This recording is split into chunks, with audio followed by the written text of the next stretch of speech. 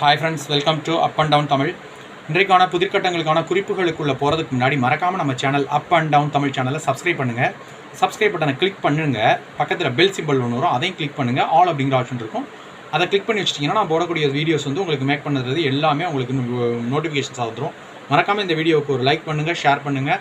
அது எனக்கு ரொம்பவே மோட்டிவேஷனலாக இருக்கும். இன்றைக்கான புதிர்கட்டங்களுக்கான குறிப்புகள் இது வந்து பார்த்தீங்கன்னா மொத்தம் 3 எழுத்துக்களை கொண்ட ஒரு சொல்.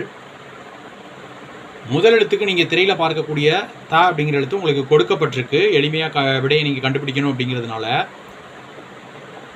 மேலும் ஒரு குறிப்பு சொல்கிறேன், ரொம்ப எளிமையாக நீங்கள் கண்டுபிடிச்சிடலாம். பாலிலிருந்து கிடைக்கும் ஒன்று. மேலும் ஒரு குறிப்பு சொல்கிறேன், மோர் அப்படின்னு சொல்கிறோம் இல்லையா, நம்ம பருகக்கூடிய மோர் இருக்கு இல்லையா, அதற்கு முந்தையது, மோருக்கு முன்னாடி இருக்கக்கூடியது தான் இது. கண்டுபிடிச்சிருப்பீங்கன்னு நினைக்கிறேன். கமெண்ட் பாக்ஸில் விடைகள் எழுதி அனுப்புங்க. நன்றி, வணக்கம். தேங்க்ஸ் ஃபார் வாட்சிங்.